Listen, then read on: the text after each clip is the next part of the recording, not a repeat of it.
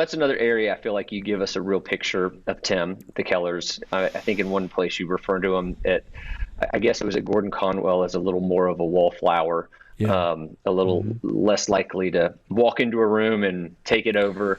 And so we have that Tim Keller, we have the Hopewell Tim Keller, the New York City Tim Keller, the Gospel Coalition Tim Keller, all the same Tim Keller in very different settings. You look at all that Tim has, all the ways the Lord has used Tim, would be the best way to say it.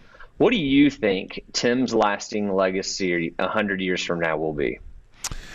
It's a great question, Jim. So I think you could go two directions on that. Most of the time when the Lord continues to perpetuate the legacy of one of his servants, it seems to be through their writing.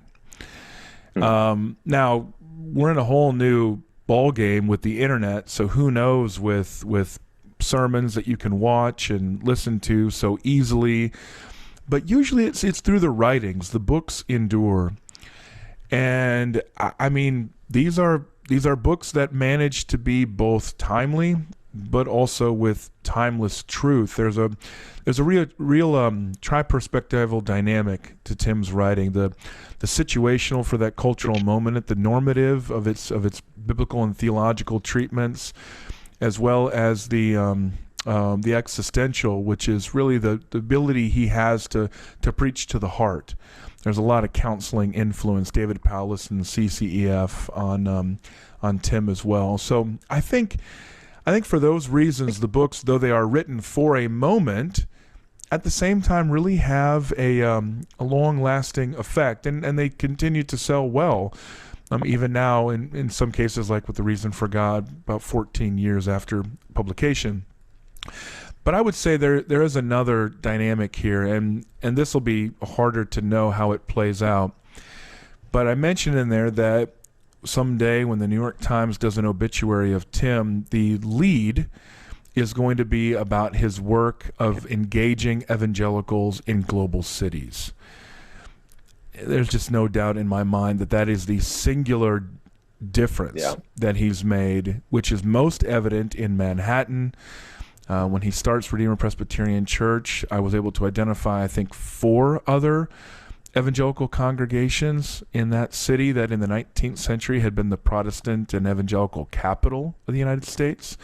Still activity in the boroughs, of course, but I'm talking there about Manhattan. And at least 4 that people knew about and talked about.